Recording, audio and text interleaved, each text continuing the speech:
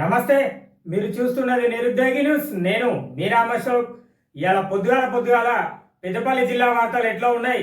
మరి సాక్షి దినపత్రికను తెచ్చిన మరి ఎట్లా రాసిర్రు, ఏం రాసిర్రు, మరి అన్నలు, మరి జర్నలిస్టులు అన్నలు ఎట్లా చెప్తారు, వార్తలు ఏంటి అనేది ఒకసారి విశ్లేషణ చేద్దాం. మరి ఇలా సాక్షి దినపత్రికల ముందుగా వచ్చింది ఏంటంటే నిబంధనలు గాలికి వదిలేసిరట. మరి చూద్దాం.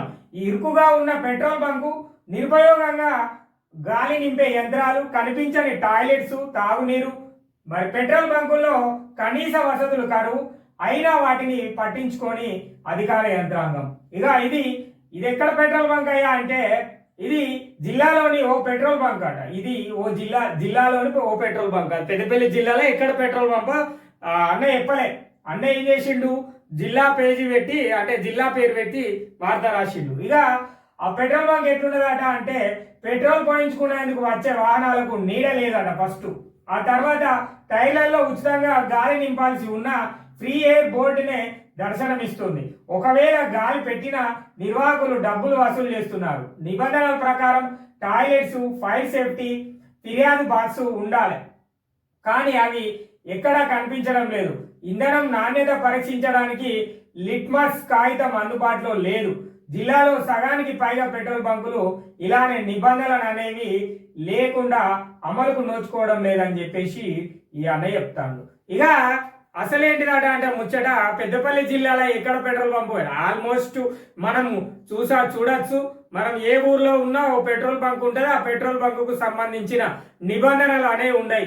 అలా ఫస్ట్ బోర్డులో కనబడేది ఏంటిదంటే ఫ్రీ ఎయిర్, అంటే గాలి ఉచితంగా బండ్లకు, వాహనాలకు, ద్విచక్ర వాహనాలకు, 4 చక్రాల వాహనాలకు, లారీలకు ఫ్రీగా నింపుతామని చెప్పేసి చెప్తారు. అక్కడ అది నడుస్తలేదని చెప్తారు. ఇక కనీస వసతులు అంటే టాయిలెట్స్, మరి ఎవరైనా వాహనదారులు అటువైపుగా వెళ్ళి పెట్రోల్ పోయించుకున్నప్పుడు అక్కడ మలమూత్ర విసర్జనకు కూడా టాయిలెట్స్ లేవని చెప్తున్నాడు. కనీసం నీడ కూడా లేదట. మరి ఇక్కడ నిజమే నీడ కూడా లేదు. రేకులు అనేది అంటే ఏం లేదు. చూడు ఇక్కడ కనబడుతుంది పెట్రోల్ పంపు. మరి ఇది హెచ్పి పెట్రోల్ పంప్. ఇది ఎక్కడదో కానీ ఇది క్లారిటీగా కనబడుతుంది. ఇది ఎక్కడ పెట్రోల్ పంపో కానీ అర్థమైంది మనకు. కాకపోతే అన్న రాయలేదని మనం చెప్తలేదు. ఇక ఆ పెట్రోల్ పంపులలో ఏం నిబంధనలు పాటిస్తలేరట. కొన్ని పెట్రోల్ పంపులు అయితే అధ్వానంగా ఉన్న పరిస్థితులు కూడా ఉన్నాయి. ఎట్లా అధ్వానంగా ఉన్నాయంటే పెట్రోలు లీటర్ అని చెప్పేసి మనం మోయించుకుంటే లీటర్ కంటే తక్కువ రావడం, లేదంటే 100 రూపాయల పెట్రోలు అంటే 100 కంటే తక్కువ రావడం, ఇట్లాంటి సందర్భాలు చాలా ఉష్ణం.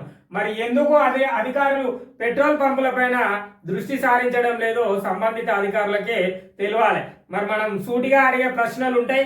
మరి జిల్లా అధికారులను ఈ పెట్రోల్ పంపులు సరిగా లేకపోతే నిర్వహణ ఎట్లా జరుగుతుందో కూడా అడిగే ప్రయత్నం కూడా చేయాలి. ఇక మూసి ఉన్న గాలిని నింపే యంత్రం, గాలి ఫ్రీ అని చెప్పేసి చెప్తారు, అది మూసి ఉన్నది అని చెప్పేసి ఇక్కడ ఈ అన్న చెప్తున్నాడు. ఇక సౌకర్యాలు లేని ఇంకో బంక్, అసలు ఏం లేవు అట. టాయిలెట్స్ లేవు, ఏం లేవు. నిరుపయోగంగా గాలి నింపే యంత్రాంగం, ఇక్కడ బండి పెట్టిరు, గాలి నింపే యంత్రాంగం ఉన్నది. మరి చర్యలు తీసుకుంటాడట డిఎస్ఓ సార్, దీని మీద చర్యలు తీసుకుంటారట. మరి పెట్రోల్ బంకులకు సంబంధించిన అధికారి డిఎస్ఓ గారు ఏం చెప్పారో కూడా ఇందాం. జిల్లాలో పెట్రోల్ బంకుల నిర్వాహకులు వినియోగదారులకు కనీస వసతులు కల్పించాలి. ఏమైనా మోసాలు జరిగినా, నిబంధనలు పాటించకుండా వినియోగదారులు మా దృష్టికి తీసుకురావాలి. అన్ని బంకుల్లో తనిఖీలు చేసి వసతులు కల్పించాలని నిర్వాహకులపైన చర్యలు తీసుకుంటామట. సారేమో చర్యలు తీసుకుంటున్నాం, మేము తీసుకుంటాం, మీరేమన్నా నిర్వాహకులు ఏమైనా తప్పిదాలు, సౌకర్యాలు కల్పించకపోతే ఎవరట అంటే చెప్పాల్సింది మనమే పోయి చెప్పాలన్నట సార్కు. వినియోగదారులే పోయి చెప్తే సారు యాక్షన్ తీసుకుంటాడట వాళ్ళ మీద, అంటే వాళ్ళ మీద చర్యలు తీసుకుంటా అని చెప్పేసి సార్ చెప్తాడు. ఇది నిజమా అబద్ధమా, మరి నవ్వాలనా ఏడవాలనా కూడా అర్థం కాని పరిస్థితి ఉంటుంది. సారు మీరు ఒక్కసారి, చాలా పెట్రోల్ బంకులు ఉన్నాయి పెద్దపల్లి జిల్లాలో. ఏ ఒక్క పెట్రోల్ పంప్ అయితే రామగుండంలో అయితే ఖచ్చితంగా ఐఓసి ఇక్కడనే ఉంది కనుక, ఈ నియోజకవర్గంలో ఉంది కనుక నేను చెప్తున్నా. ఒకసారి గోదావరి గనిలో పట్టణంలో కానీ, రామగుండం ప్రాంతంలో కానీ, రామగుండం నియోజకవర్గ ప్రాంతంలో ఉన్న పెట్రోల్ బంకుల పైన ఒకసారి ఆకస్మికంగా దాడులు చేయండి, చూద్దాం. ఇంతవరకు వీళ్ళు కనీస వసతులు కల్పించారు, ఎంతవరకు న్యాయపూరితంగా పెట్రోల్ డీజిల్ అమ్ముతున్నారు అన్న విషయం తెలుస్తుంది. ఇక పెట్రోల్ దందా అనేది మన అందరికి తెలిసిన ముచ్చట్నే, దాని గురించి మనం మాట్లాడుకునే అంత పరిస్థితులలో ఉండవు. ఎందుకంటే మన అవసరాలు అట్లా ఉంటాయి. మనం ఏదో ఒక అవసర రీత్యా మనం బయటికి వెళ్తూ ఉంటాం, ఎమర్జెన్సీలో పెట్రోల్ పోయించుకోవడం జరుగుతుంది. అక్కడ అనేక మార్పులు కూడా కనబడతాయి, మనం చూడొచ్చు. మరి ఇంకా ఏం చెప్తున్నారు, వినియోగదారుల హక్కుల చట్టాల గురించి ఉపన్యాసాలు ఇవ్వడమే కానీ జిల్లాల వినియోగదారులకు అందుతున్న సేవల గురించి మాత్రం పట్టించుకునే నాదుడే లేడని చెప్పేసి ఈ అన్న చెప్తున్నాడు. ఇక ప్రధానంగా పెట్రోల్ బంకుల్లో వినియోగదారులకు సౌకర్యాలు కల్పిస్తామనే అంగీకారంతో అనుమతులు పొందిన యజమానులు ఆ తర్వాత అవేం పట్టించుకోనట్లు వ్యవహరిస్తున్నారని, వినియోగదారులను ఇబ్బందులకు గురి చేస్తున్నారని, అధికారులు పట్టించుకోవడం లేదని, ఇదేమిటని ప్రశ్న షరమామూలే అన్న విధంగా ఉంది. ఉన్నతాధికారులే బంకు యజమానులను ఏం చేయలేకపోతున్నారు, మీరేం చేస్తారు అని వినియోగదారులను దబాయించిన ఘటనలు కూడా జిల్లాలో తరచుగా చోటు చేసుకుంటున్నాయి. అధికారులే ఏం చేస్తలేరు, అధికారులతోటే ఏమైతే లేదు, మా పెట్రోల్ బంకుల మీద దాడి చేసుడు. మరి నువ్వు వచ్చిన 100 రూపాయల పెట్రోలు, 150 పెట్రోలు, నువ్వు పెట్రోల్ పోసుకునేటోనివి పెట్రోల్ పోసుకో, డీజిల్ పోసుకునేటోనివి డీజిల్ పోసుకొని ఇక్కడ నుంచి వెళ్ళు అని చెప్పేసి యజమానులు బెదిరిస్తున్నారని కూడా శరమామూలే. మరి వాళ్ళే ఉన్నతాధికారులే ఏం చేయలేకపోతారు, మీతోటి మా బంకుకి ఏమైతుంది, మీతోటి ఏం కాదు అన్న పరిస్థితులను తీసుకొస్తారని అన్న చెప్తాను. మరి జిల్లాలో ఇటువంటి సంఘటనలు బాగా చూసినాం. గత సందర్భాలలో కూడా పెట్రోల్ వినియోగదారులు పెట్రోల్ తక్కువకు అంటే కనీస రేటు కంటే లీటరు ధర కంటే తక్కువ పెట్రోల్ ఇవ్వడము, కనీస వసతులు కల్పించకపోవడము, ఇట్లాంటి చాలా సందర్భాలు మనం ఏ పెట్రోల్ బంకుకు పోయినా కూడా మనకు దర్శనం ఇస్తాయి. మరి ఎందుకు అధికారులు పెట్రోల్ పోసుకుంటలేరా, అధికారులు తిరిగే వాహనాలలో డీజిల్ పోసుకోవడం లేదా, మరి పోసుకుంటారు. కానీ అక్కడ మ్యూచువల్ అండర్స్టాండింగ్ అయినట్టు ఉన్నది మరి పరిస్థితి. అంటే గత పాలన అట్లనే ఉంది కాబట్టి ఇప్పుడు కూడా అదే పాలన ఉంది అని చెప్పేసి అనుకుంటున్నారేమో. మరి డిఎస్ఓ గారు ప్రేమ్ కుమార్ సార్ డిఎస్ఓ, మరి సార్ నెంబర్ ఇస్తే మంచిగుండు. ఇలా సార్దో నెంబర్ ఇచ్చేది ఉంటే మనం అందరం ఫోన్ చేసి చెప్పేటోళ్ళం, సార్ మా ఊళ్ళో పెట్రోల్ బంక్ పరిస్థితి గిట్లా ఉంది, మా ఏరియాలో పెట్రోల్ బంక్ పరిస్థితి గిట్లా ఉంది, మమ్మల్ని గిట్లా చేస్తారు సార్, మరి గింత మోసం జరుగుతుంది సార్ అని చెప్తున్నారు. రేట్లేమో పెట్రోల్ ధర ఆకాశాన్ని అంటిస్తున్నారు, మరి మనకేమో కనీస సౌకర్యాలేమో కల్పిస్తలేరు. మరి కేంద్ర ప్రభుత్వ వైఫల్యమా, రాష్ట్ర ప్రభుత్వ వైఫల్యమా, లేకపోతే అధికారుల వైఫల్యమా, లేదంటే గత పాలకుల వైఫల్యమా, ఎవరిది అనేది మనకు అర్థం చేసుకోవాలి. మనం ఎట్లా ఉండే, గతంలో ఎట్లా ఉండే, మరి ఇప్పుడు ఎట్లా ఉన్నాం, ఇప్పుడు ఎలాంటి పరిస్థితులు మారుతున్నాయి, మరి ఏంటిది మన పరిస్థితి ఎలా ఉండబోతుంది, రాబోయే రోజుల్లో ఎట్లుంటాం, మరి రాబోయే రోజుల్లో పెట్రోల్ ధరలు పెరిగే అవకాశాలు ఉన్నాయి, మరి తగ్గే అవకాశాలు ఏడా కనబడతలేవు. మరి కనబడనప్పుడు ప్రతి ఒక్క పౌరుడు, ఎవరైనా వినియోగదారుడు పెట్రోల్ 20 రూపాయల పెట్రోల్ అంటే మినిమం చెప్తున్నా 50 రూపాయల పెట్రోల్ బంకులోకి పోయి పోసుకున్న తర్వాత కనీస సౌకర్యాలు లేకపోతే అక్కడ మనం అడిగే అధికారం ఉంటుంది ఖచ్చితంగా. ఎందుకంటే మనం కనుక వినియోగదారులం పెట్రోల్ పోసుకోకపోతే ఆ బంకు నడవదు. మరి ప్రజలారా, మరి గోదావరికనే పెద్దపల్లి జిల్లా ప్రజలారా, మంతిని ప్రజలారా, మన పెద్దపల్లి జిల్లా ప్రజలారా, ఎవరైనా కూడా పెట్రోల్ వినియోగదారులు ఎవరున్నా కూడా, ఏ జిల్లా అయినా, రాష్ట్రంలో తెలంగాణ అయినా, దేశంలో ఎవరైనా కూడా పెట్రోల్ బంకుల యొక్క నిర్వహణ ఎలా ఉందో ఒక్కసారి చూసి మీరు అక్కడే కూర్చోరు, మీరు అక్కడనే ఉండుర్రి. మన ఛానల్ చూసిన వాళ్ళు ఎవరైనా మన నెంబర్ ఉంటుంది, ఛానల్ నెంబరు, మన నంబర్కి ఫోన్ చేయండి. ఆ బంకు కాడికి వద్దాం, ఆ బంకు కాడ ఉన్న సమస్యలను డిఎస్ఓ ప్రేమ్ కుమార్ సార్కి అందేదాకా ప్రయత్నం చేద్దాం. ఇది మరి ఇట్లా ఉంది, నిబంధనలు గాలికి వదిలేసిరని చెప్పేసి కూడా సార్లు చెప్తారు. ఇక ఇది పెద్దపల్లిలా పెట్రోల్ బంకుల పరిస్థితికి ఇట్లా ఉందండి. ఇక పెద్దపల్లిలో ఏమన్నా విద్యుత్ సమస్యలకు డైల్ 1912 అంటే 1912కు ఏదన్నా విద్యుత్ సమస్యలు ఉంటే ఫోన్ చేయాలని చెప్తున్నారు. దేశవ్యాప్తంగా విస్తృత ప్రచారం. రామగుండం ఎన్టీపీసీలో లోగో ఏర్పాటు. రామగుండం ఎన్టీపీసీలో 1912 1912 అనే నెంబర్ లోగోని ఏర్పాటు చేసిరట. విద్యుత్ సమస్యలు ఏమున్నా కూడా ఆ నెంబర్కి ఫోన్ చేసి చెప్పమంటున్నారు. మరి ఎట్లాంటి ఫిర్యాదు చేయాలి, మరి వినియోగదారులు చేసే ఫిర్యాదులను ఈ నంబర్ ద్వారా స్వీకరించే సిబ్బంది వాటిని ఎప్పటికప్పుడు నమోదు చేస్తారు. అదే మనకు 100కు కనుక కొడితే పోలీసు వాళ్ళు ఎట్లా వస్తారో అదే, అంటే వాళ్ళు ఎట్లా నమోదు లెక్క చేసుకుంటారో ఇక్కడ అధికారులు రారు కావచ్చు, రికార్డ్ అయితే ఉంటది. సకాలంలో తదుపరి చర్యలు తీసుకుంటారు. సమస్య పరిష్కరించడానికి క్షేత్రస్థాయిలో సిబ్బందికి ఫిర్యాదు పంపిస్తారు. ఫిర్యాదు స్థితిని ఆన్లైన్లో ట్రాక్ చేసే వీలుంటుంది. కస్టమర్ కాల్ సెంటర్ ఈ సిబ్బందిని సంప్రదించడం ద్వారా నమోదైన ఫిర్యాదు స్థితికి కూడా ఈ నెంబర్ ద్వారా తెలుసుకోవచ్చు. నిర్ణీత గడువులోగా పరిష్కారం కాకుంటే పరిష్కార ప్రక్రియను వేగవంతం చేయడం కోసం ఉన్నతాధికారులు దృష్టికి తీసుకెళ్తారు. ఇది ఒక ప్రత్యేకమైన సాఫ్ట్వేర్.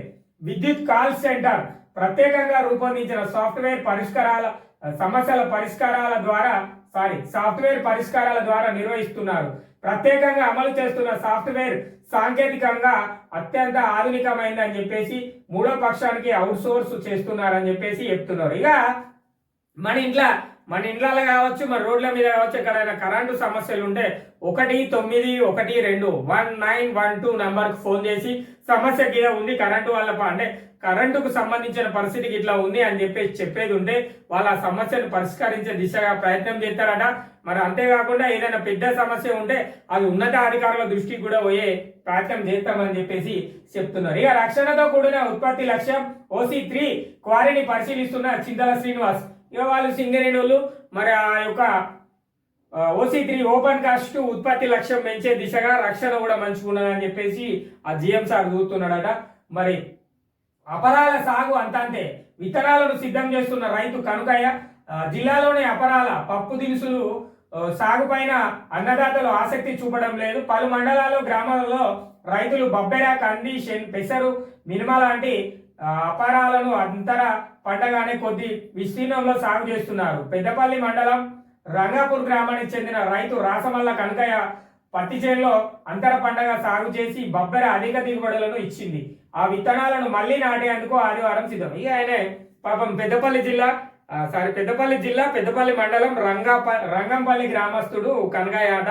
మరి ఆ రైతాన్ని ఏం చేసిండట అంటే అంతర పంటగా పత్తి చేనుల బొబ్బెర్లు పోసిండట. ఆ బొబ్బెర్ల పంట బాగా దిగుబడి వచ్చింది. మళ్ళీ అవే విత్తనాలను మళ్ళీ పెట్టడానికి ప్రయత్నం చేస్తుండు, బాగా వచ్చిందని చెప్పేసి చెప్తున్నారు. అది ఇక సామాజిక వర్గానికి ఎంపీ టికెట్ ఇవ్వాలి. ఏ సామాజిక వర్గానికి? మాదిగ సామాజిక వర్గానికి ఎంపీ టికెట్ ఇవ్వాలని మంత్రికి వినతి ఇచ్చారు. ఎవరు?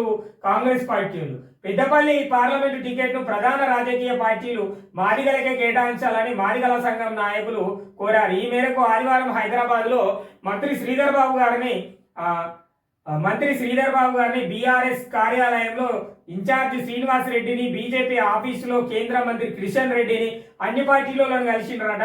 ఇక వీళ్ళు ఏంటంటే ఈ నాయకులు ప్రభాకరు, పాపయ్య, శంకరన్న వాళ్ళందరూ కలిసి అన్ని పార్టీలకు సంబంధించి ఒక లేఖనిచ్చిరట. వీళ్ళేమని మాదిగల సామాజిక వర్గానికే పెద్దపల్లి ఎంపీ టికెట్ కేటాయించాలి అని చెప్పేసి చెప్తారట. ఇక వాళ్ళు ఎవరికి ఇస్తారో వాళ్ళు ఇష్టం.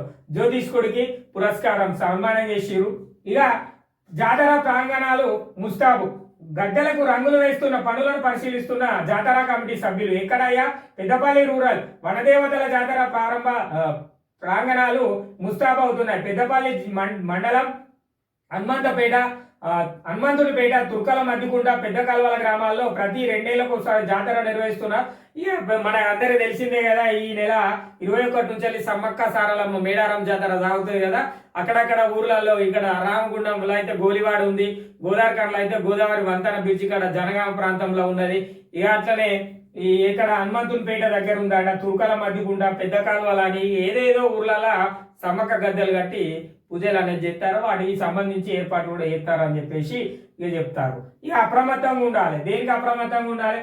సింగరేణి ఆస్తుల పరిరక్షణలో SNPC సిబ్బంది అప్రమత్తంగా ఉండాలని RG2 సింగరేణి సెక్యూరిటీ అధికారి షరీఫ్ మొహమ్మద్ అప్రమత్తంగా ఉండాలి. సింగరేణికి సంబంధించిన ఆస్తులను కాపాడాలంటారు. మరి సింగరేణికి సంబంధించిన భూములు, సింగరేణికి సంబంధించిన క్వార్టర్స్, సింగరేణికి సంబంధించిన ఖాళీ స్థలాలు చాలా వరకు ఆక్రమణకు గురవుతున్నాయి. మరి అధికారుల నిర్లక్ష్యమేనే చెప్పుకోవాలి.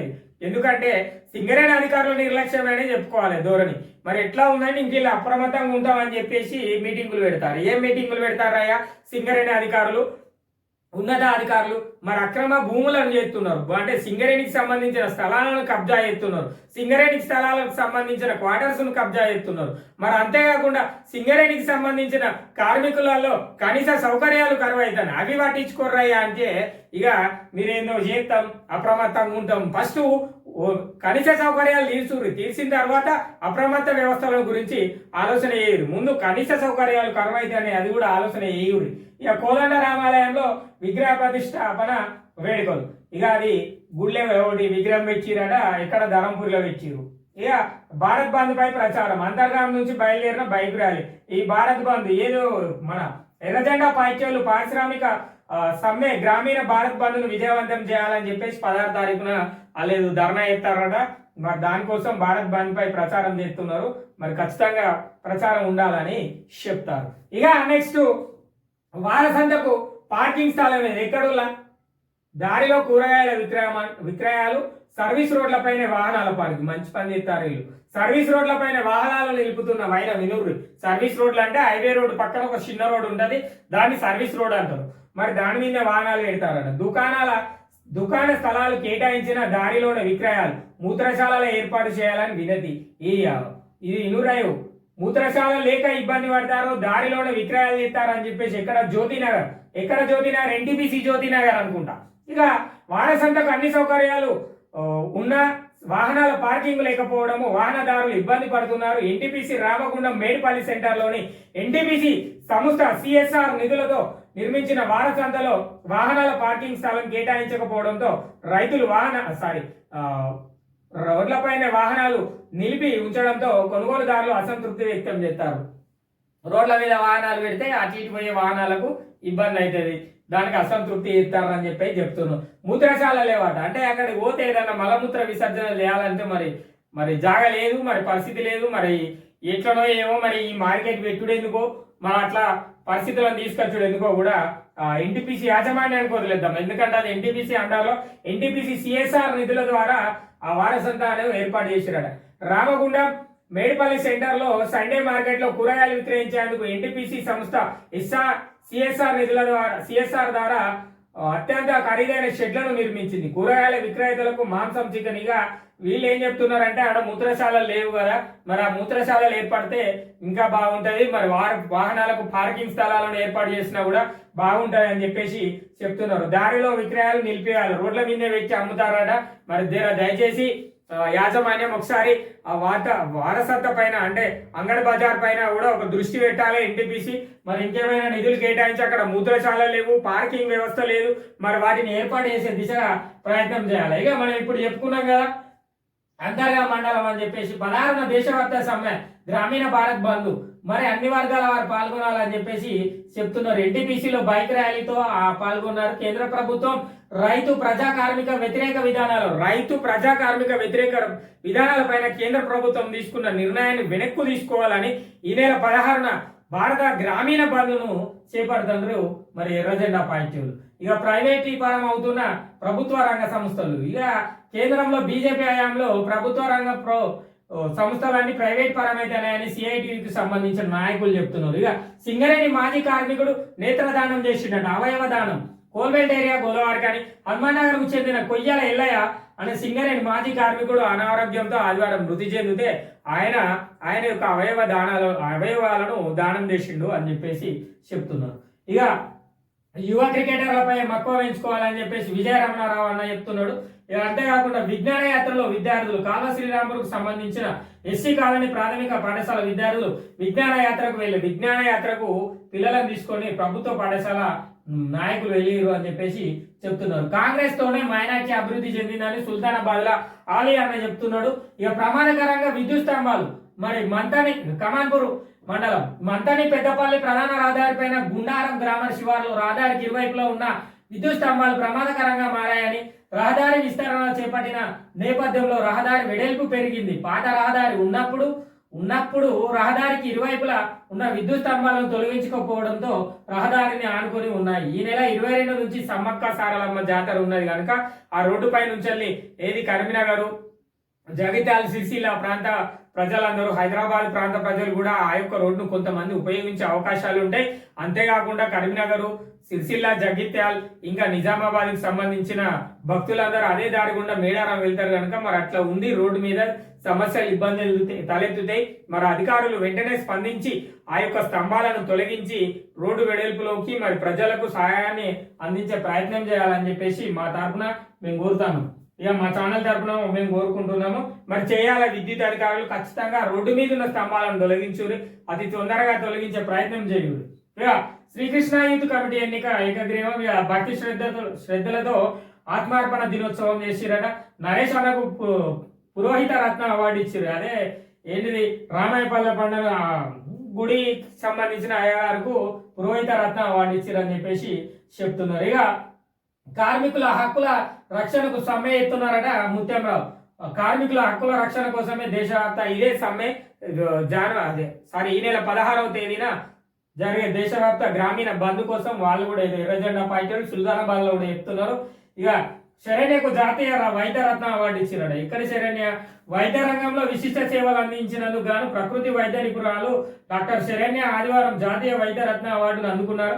బహుజన సాహిత్య అకాడమీ 7వ సౌత్ ఇండియన్ కాన్ఫరెన్స్ 2024లో భాగంగా వైద్య రంగంలో విశిష్ట సేవలు అందించినందుకు గాను తిరుపతిలో బహుజన సాహిత్య అకాడమీ జాతీయ అవార్డులను నల్ల రాధాకృష్ణ చేతుల గారి మీదుగా ఇప్పుడు పర్యావరణ డాక్టర్ అట ప్రకృతి వైద్య నిపుణురాలు ఈమెకు జాతీయ వైద్య రత్న అవార్డును తిరుపతిలో ఇచ్చారని చెప్పేసి చెప్తున్నారు. ఇక ఇంకో ముచ్చట ఏంటంటే కమిషనరేట్ పరిధి రామగుండం కమిషనరేట్ పరిధిలో ఎస్ఐలు అందరూ బదిలీ అయ్యారట. రామగుండం పోలీస్ కమిషనరేట్ పరిధిలో 12 మంది ఎస్ఐలను బదిలీ చేస్తూ ఐజీ తరుణ్ జోషి ఆదివారం రోజు ఉత్తర్వులు జారీ చేశారు. అదే విధంగా 9 మంది ఎంపీడీఓలను కూడా వివిధ జిల్లాలకు బదిలీ చేస్తున్నట్లు ఉత్తర్వులు వెల్లడయ్యాయి. వచ్చే పార్లమెంట్ ఎన్నికలను దృష్టిలో పెట్టుకొని ఈ బదిలీలు చేస్తున్నారు. ఏ లక్షల ముంగట ఇవన్నీ కామన్ ఎంఆర్ఓలను ఎంపీడీఓలను ఉన్నతాధికారులను మరి పోలీస్ శాఖకు సంబంధించిన సిబ్బందిని కూడా బదిలీ చేస్తూ ఉంటారు. ఇక అది జరిగే విషయము. మరి పోలీస్ శాఖకు సంబంధించి ఐజీ తరుణ్ జోషి మన ఇన్ఛార్జ్ సిపి గారు మరి ఆయన 12 మంది ఎస్ఐలను ట్రాన్స్ఫర్ చేసిండు అంటున్నారు. మరి అదే విధంగా కలెక్టరేట్ నుంచి వెళ్ళి ఎంపీడీఓ వాళ్ళను కూడా కొంతమంది కలెక్టరేట్ నుంచి వెళ్ళి ఆర్డర్స్ వచ్చినాయట, ఉత్తర్వులు వచ్చినాయి. ఎంపీడీఓలను కూడా ఇతర ప్రాంతాలకు ఏంటిది బదిలీ చేసిరని చెప్పేసి చెప్తున్నారు. ఇవి ఇక ఇవాళ పొద్దుగాల సాక్షిలు వచ్చిన మన పెద్దపల్లి జిల్లా వార్తలు.